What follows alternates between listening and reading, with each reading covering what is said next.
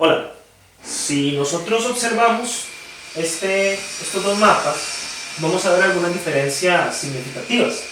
Quiero que observen esta región ubicada acá hacia el centro de Europa.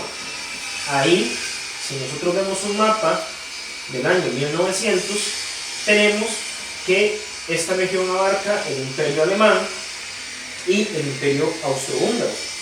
Acá no existe esto, este mapa es de 1800 y este mapa es de 1900. Tampoco aparece Italia. ¿Por qué les muestro este mapa? Bueno, porque tanto Italia como Alemania van a ser territorios que se unifican hacia finales del siglo XIX, aproximadamente hacia 1870-1871. ¿Okay? Entonces, en 1871 se establecen estas nuevas naciones.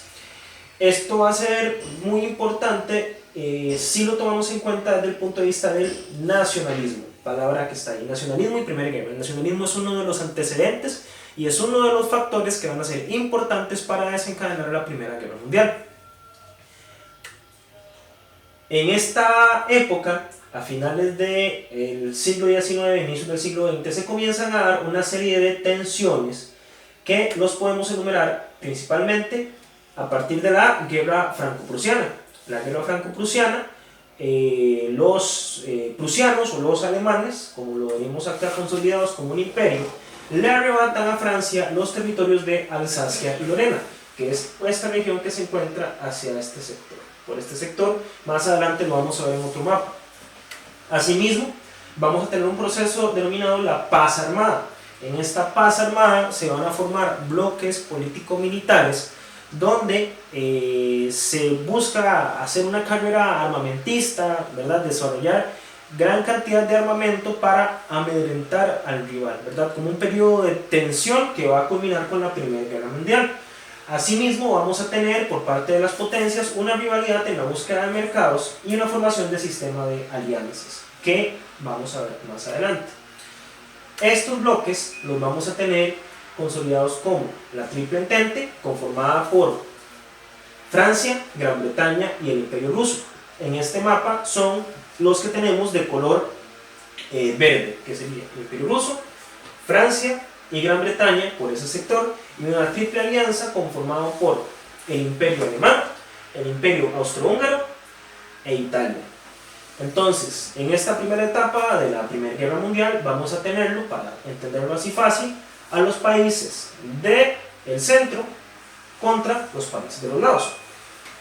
Cada uno tenía diferentes motivaciones para ingresar en la guerra. Por ejemplo, entre Gran Bretaña y el Imperio Alemán habían rivalidades principalmente por los mercados. La rivalidad era principalmente económica. En la segunda etapa de la Revolución Industrial, uno de los imperios que va a desarrollar un gran potencial económico y una gran industria, sobre todo la industria química, van a ser los alemanes. Por lo tanto, son una amenaza para los ingleses.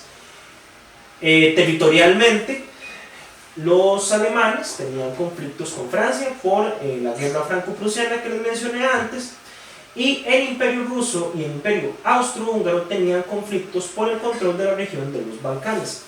Los Balcanes es esta península que tenemos sobre esta región. ¿Okay? La guerra inicia formalmente con el asesinato del archiduque, el heredero del Imperio Austrohúngaro, por parte de un fanático serbio. Entonces, a partir de este hecho, el Imperio Austrohúngaro intenta sojuzgar a Serbia y el Imperio Ruso responde en defensa de Serbia. Ahí comienza a desarrollarse este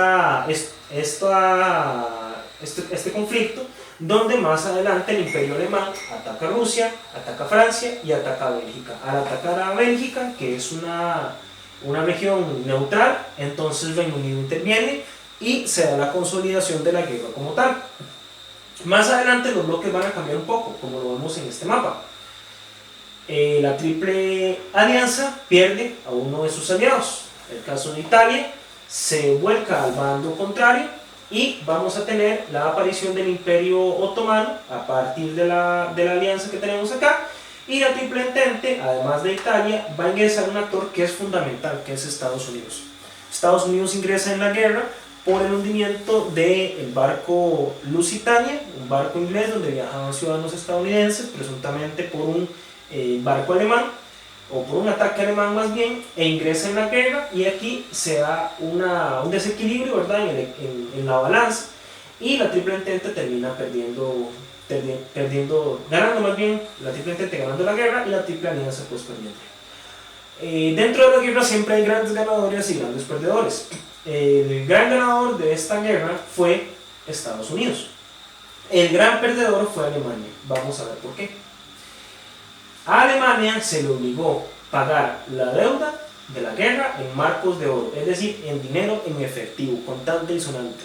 Eso era muy difícil de cumplir, sin embargo, quien insistió más en este punto fue Francia. Asimismo, le tocó devolver los territorios de Alsacia y Lorena que Francia había perdido en la guerra franco-prusiana.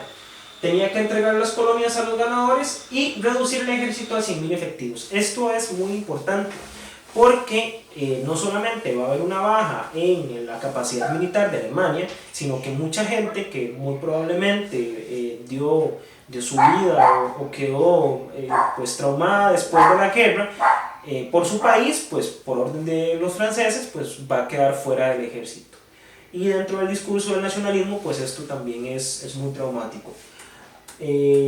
Así queda el mapa, ¿verdad? Aquí tenemos al Imperio Alemán en esta región de acá, y aquí vemos esto. Quiero que observen sobre todo esta región de acá, de Francia. Aquí es en 1914, este pedacito de acá es Alsacia y Lorena, que va a ser recuperado después de 1918.